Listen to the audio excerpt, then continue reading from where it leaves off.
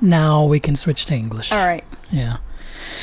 Because I just wanted to get that out a little bit. Right. At least. For anyone listening who was not listening to the Indonesian portion or couldn't because they didn't understand, can you please give an introduction about who you are and what you do? All right. Hi, my name is Naila. I'm a content creator / YouTuber. I never really know how to categorize myself. Indonesian YouTuber, and I post content about English mostly and foreign languages in general because languages are my thing. Okay. This is probably one of the ways that we first got in touch because I love language, right? Right, yeah. We can't talk in Spanish because this is 50-50, not 33-33-33. That would have been fun, though. Yeah. If you can make a special episode for that, I would definitely fly all the way back. I have to change the title, though. Right. But you've been learning Spanish. Yeah, I have. How's it coming along? It's pretty good, actually. I think I'm at a level where I could be thrown in a room full of native Spanish speaker, and I would be able to get by, if not make some jokes. So it's kind of nice. But I have to say, for the past 2 months, I have been focusing more on Dutch because I think I wanted to do like some integration exam, so I wanted to focus on that first. So my Spanish now has been kind of untouched for the past 2-3 weeks, so I would kind of have to get back on it again in case you're trying to put me on the spot and get me to speak Spanish. No. I'm not. Like I said, we can't because the podcast title would have to be changed, 50-50, and that's just my followers would riot. Right. So beyond in addition to language, that's the word I was looking for. Being a content creator, that's something we can talk about, and I want to talk about. Right. What is your experience with that? How do you feel? Actually, right now, I've definitely find myself taking that for granted a bit. Content creator. What's so special about it? But then if I were to look at myself 3 years ago, like 2017 when I first started, I think if I were to look at myself now where I am, I think I'd be very proud of myself. Wow. Because the thing about content creator is that I have full creative control over what I would like to post.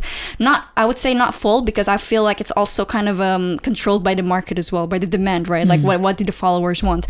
I think if I were to have complete freedom on what I want to do, I wouldn't talk about. I would probably talk about other stuff, Right. Things that are really a lot more related to my personal interest. Right. Languages are too, but it's just one of the things. Right. No, I agree. I feel the same way. Like I got stuck. Yes. It's not a bad kind of stuck. It's just, but it is stuck. Right, because there's only so much you can talk about languages. Right. And I mean, this is a good time for anyone listening to know this. It's in the English section especially, so not all of my followers will catch it. But I feel like I've taught everything. Right. As far as when it comes to being short videos about lesson, I've taught everything. Other than a full course. Right.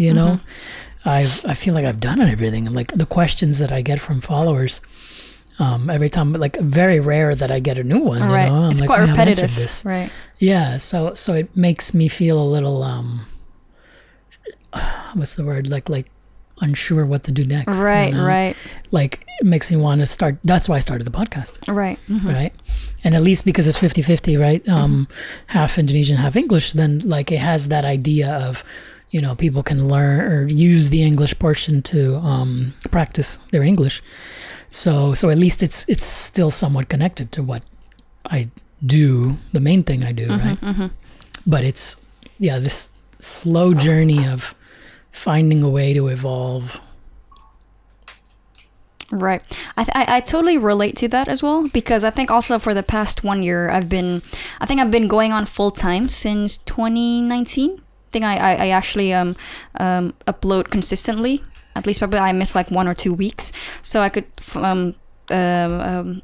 call myself a full-time content creator. And it does. I'm actually kind of like at a similar point where you are. I feel like, okay, what's the next thing? I feel like I haven't exactly reached subscriber count that would be considered as successful by a lot of YouTubers. Now I'm at 200K. I would say for like bigger YouTubers, 200K is just like a baby, you know. But I think I really try to keep myself grounded and look at my perspective from where I was when I first started.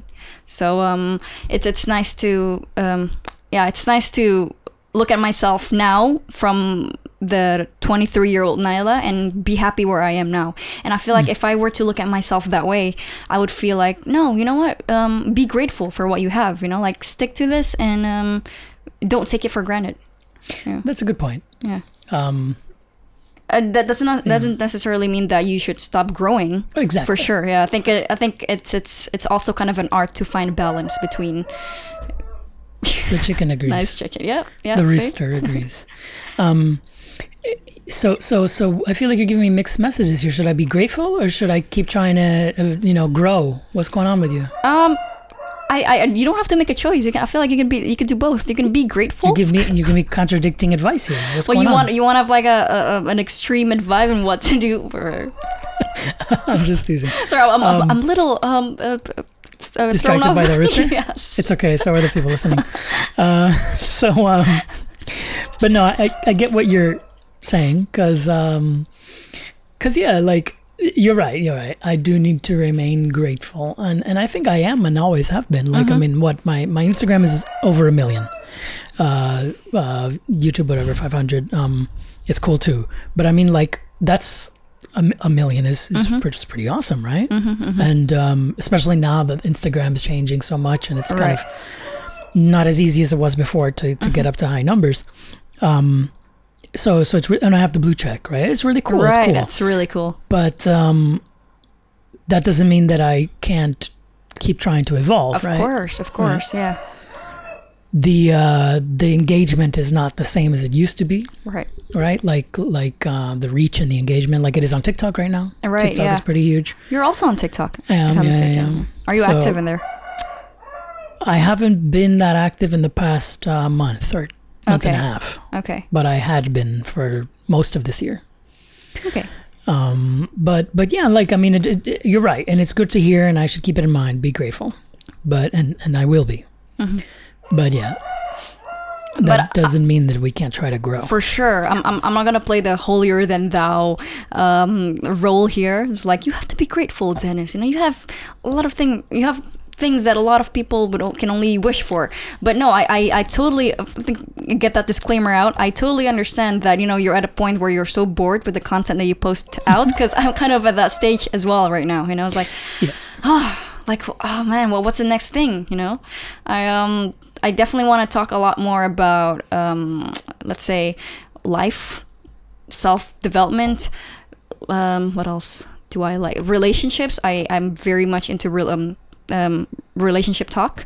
But I can't really, I feel like I'm quite limited in the niche that I'm doing on YouTube. You know, I can't really, it's hard to kind of ease these topics in to my current content. So I'm thinking maybe I should actually start another channel entirely. Yeah, I was thinking about that too, like from another channel's perspective. Right, exactly.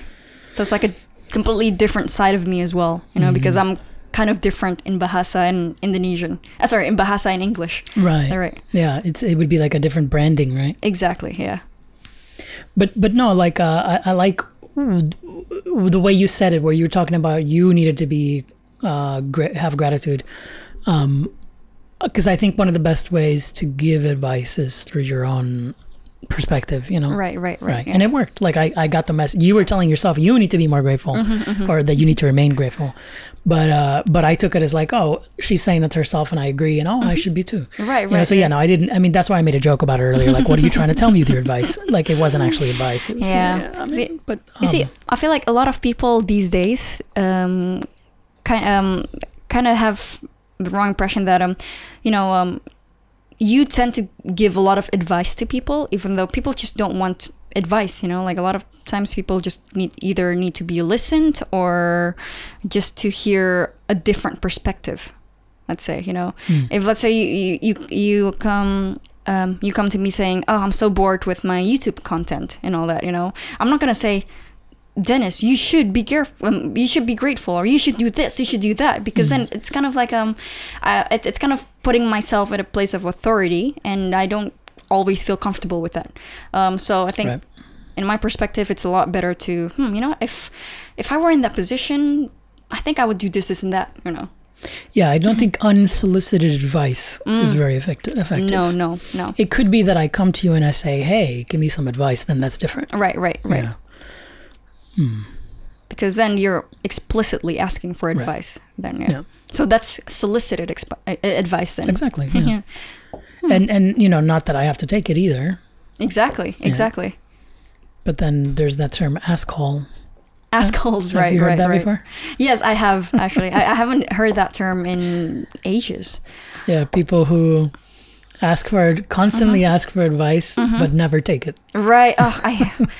It's one of my biggest pet peeves, actually, because it's also one of the. So I have a few friends who are also content creators in the field of self-development, and he actually. He experiences this kind of feeling, where he's a little tired of the self-development field, because there's a lot of assholes. Because they would ask, hey, I'm feeling a little bit sad and down, what do I do? And then an advice is given, a video is given in depth, but still, he or she would ask the same thing, and then when this person asks, have you watched this video of mine? Yes, I have.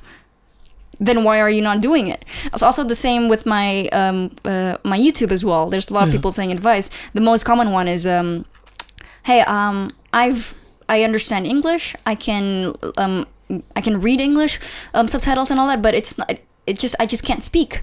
And it's actually very simple. The reason why you can't speak is because you haven't practiced enough. And then I asked them, how often do you practice? Silence. That's it. It's really easy to know what the solution is, but the challenge is just to actually do it, execute. And because I have the exact same situation. And I get you, it's not a matter of hey, did you watch this video? Yes, you watched it. Okay, then why aren't you doing what's in it? But it's also from my perspective, well, then I can't say anything else. I already said what. Exactly. Otherwise I'm just repeating myself. Exactly. And then, at that point, it would become something like a... Cliche? No, like a counseling scenario, Scenario, whatever, a counseling session. I've already given it to you, the answer from my perspective, right? What I can research more and try to find another answer to your problem. But, beyond that, then it becomes this one-on-one, okay, well, why aren't you doing it? Okay, well, how can we do it? Okay, let's get together and make you a goal. Right. And it's well, how could you do that to all the people that are asking that? Exactly. Then you would have to go for a one-on-one consultation thing, and that would cost a lot, I would say. Yeah, so I feel like that's kind of the dark side of the self-development field. So yeah, and I think I actually I'm also speaking from experience. So after I graduated my master's, I took a year off. So I was in the Netherlands for my master's, and then I went back to Indonesia for a whole year. And at the time, I was really sick of the academic world. I just wanted to stop. I just want to take a break. I don't want to work. I don't want to intern. I didn't want to do anything. So I just kind of stay home and do nothing. But then it got old quite fast, and I got really bored, and because of that boredom, that's when I started my YouTube channel. And then in hindsight, it was a very, very good decision for me to do that. But I remember that entire year I was unemployed. I wasn't doing anything. I did read a lot of books. I think I read at least 1 or 2 books a month, which was great. And a lot of the books that I read was mostly self-development. And after reading so many books, I could just see the common denominator, the same repetitive message in every in all the books. It's just you have to let go of your fear, you have to do this, you have to do that. And after a while, I felt like with every additional book that I read, the utility of that just goes down, And after a while, I thought there's not much else I could do but to actually take action. So that's when it actually hit me personally. Yeah. And I guess you're putting it from a perspective that means that we should, as the content creators, you know, specifically in the realm of teaching English, find new ways of saying the same thing, maybe. For sure, for sure. That's where your marketing skills would fit into place. Yeah.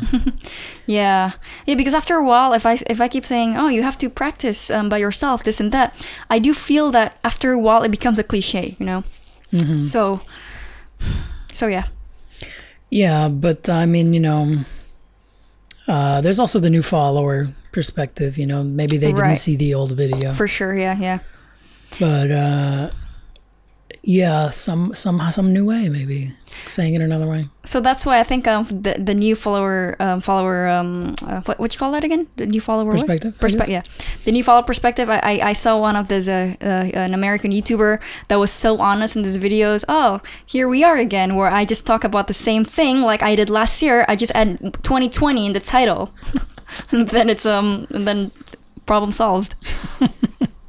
So I think I might just do that. Okay. I feel like I don't know if that would work. Could be. Yeah, I tried getting last sarcastic year. with the followers.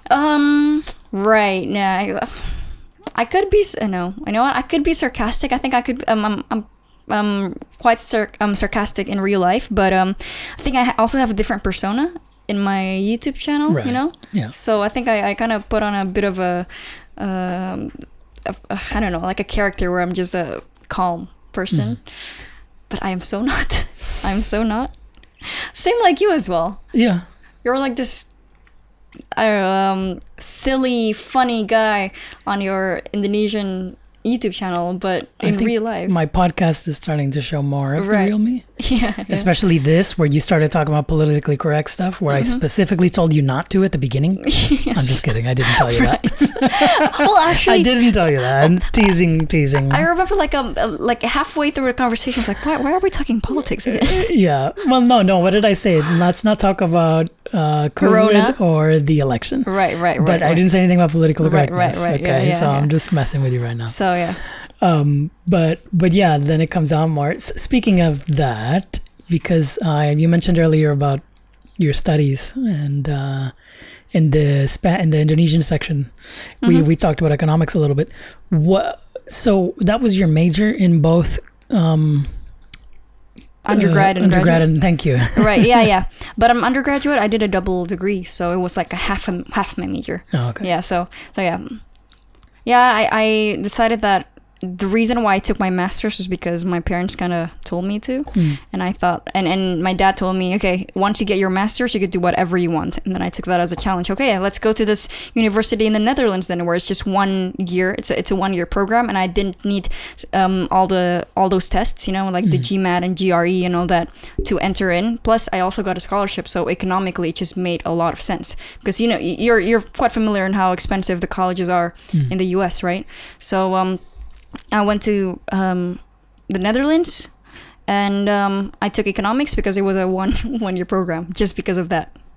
But it's not necessarily because I really liked economics or anything. Actually, that entire 1 year I did my master's, on average, I probably cried once a month because it was just so difficult. That was probably one of the most challenging years of my life.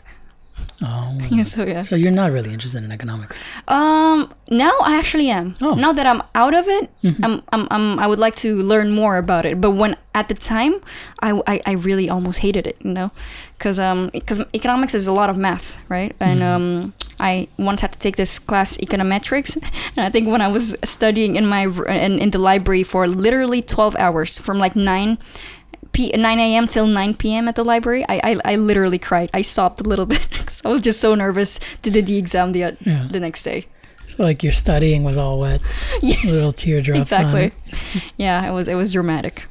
It's funny that you became interested after you graduated. For sure. It's like sometimes absence makes the heart grow fonder, right? Because like I feel like I mean, what the videos I watch about economics now are not like super in depth, but it seems to me like I'm disappointed that that's something we should get taught more, even in high school. I think so too, yeah. Because in Indonesian, I don't know how it is now in the school system in Indonesia. But when I was in high school, there's only two majors, like IPA and IPS, which is science or social science. So those who go to science will not get any courses about economics or anything like that, and vice versa. So yeah, I think that would be a good upgrade. I think it would be good for people to know how to manage their money, how money works. Oh, for sure, yeah. But that's more personal finance, though. Yeah, how markets work then would be more economic. But sure, I mean, the economics of how you run your finances isn't that to some degree economics? I mean, that's true. Yeah. One of the first ways that I got interested in economics was, well, it was a radio show when I listened to it. I didn't read the book. Freakonomics. Yeah, I read that. Yeah. So I mean, they look at there was an episode I remember, the economics of suicide. Oh, right. And so they looked at like the data, and so there can be the economics of anything. Right. And knowing that like that's how we can see more the patterns. In something and whatever, in some system, and I think we can learn a lot from that. I think that the reason why I like it more now than I did before was because when I was studying, I was the one who had to do the research, like had to collect the data. I had to put all these Excel sheet and put in this program called Stata, and that was nightmare. That was a huge nightmare. But then after that, I would just read books like Freakonomics, or I would just watch YouTube channel like Economics Explainer and something like that. And these are things that I'm actually interested in, as long as I don't have to do the research behind it, So yeah, that's probably one of the reasons why I like economics now and not then. But then you have to trust their research. That's true. Then you kind of have to train yourself to have an eagle eye, you have to know what is reliable and what isn't. So you have to be critical as well. So yeah, but I feel like that's what college educations are for most of the time, right? Just to also train you to think they're supposed critically. To be for. Right. Yep. Yeah, I think that's what they used to be supposed to be for. Supposed to be for. If only we lived in an ideal world.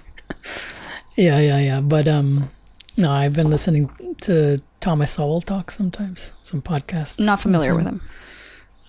Fascinating. So why are you what got you into economics? Why are you interested in it? I think Freakonomics probably was the first thing to get me to realize that it could be interesting, right? Right. That's how they should teach it in school, especially high school. I don't know if I studied economics in high school.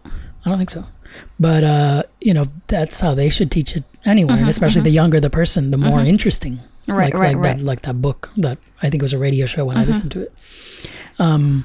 But then, recently listening to Thomas Sowell talk. Okay. Yeah. So it's nice that these economists actually have a way to make it interesting for non-economists. I think that's really cool. You know what? The thing is, what's funny is that when I first started studying economics, I didn't want to get into it. Because it was actually my dad who guided me to take economics. Even though at the time I didn't really know what it was about. So in my first or second year of undergraduate, I had a very narrow view of what economics is. I thought it's all about money and all of that. And at the time, I was in this very holier than thou phase of my life, where it's like, no, I want to help people. I want to work at the UN or an Amnesty International or Greenpeace or whatever. I don't want to learn about money. Blah, blah, blah. I was so naive, and I thought I was so much better than everyone else. But the reason why I got into economics was because I think without realizing, I had taken enough economics classes in my college degree to make it a major, so, and after a while it grew on me. It's funny because like the first or second year I didn't even want to take economics. It's just, okay, let's just declare it now that I already got enough courses, so it's kind of accidental. Okay. But I mean it's you didn't get into it until after you left anyway, so. Say it again? You didn't get into it until you left. Exactly. Right. For sure. You went to college in Massachusetts? Yeah. University of Massachusetts. Because whenever I say, I lived in Massachusetts, people would immediately think, did you go to MIT? I wish. Do you really? No. Do you wish? Yeah, I think it would be cool. Oh. I think it would be cool. Although, yeah, the idea of going to MIT is probably pretty cool. But if I had gone there, I would probably also cry once a Exactly. month. That's why I said, do Yeah. you really wish Yeah. It's a good question. you had gone there? Okay. All right. Let's finish it up here. Maybe next time you come back, you can force me to talk about Theater. Yeah, political correctness and identity politics. and Oh, all that. I don't think Since I'm qualified to talk about these things. Yeah, but you brought it up. No, I didn't. Why bring it up if you're not qualified? Why? What? That's you exactly brought it my up. point. You brought it up. In the Indonesian section, you brought it up. How? What? How? Yeah. I'm gonna rewind this video, but You'll see when this is posted. was I the one who brought it up? I think so. Well, maybe whatever. It doesn't Oh, well, matter. I'm just Hey, messing you're around the again. you're the one who steers the conversation, huh? I'm the one that what? You're Steers. the yeah. Yeah, well, I'm the one who has to pull the car back onto the road after you've taken it down the desert. Yeah.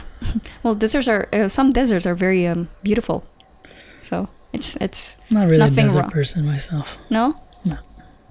You lived in LA for a long time. There's a lot of Yeah, Desert the around desert there. was the... I mean, it's cool on Breaking Bad. That's about it. well, it's cool coming from someone who from a state of mountains and greenery, and then go there. It's a change of view. It has its charm, I guess. Right. Yeah. Next time we'll do the podcast on deserts. Let's end it here. I am looking forward to that. I'm not. Catch you next time. Catch you next time.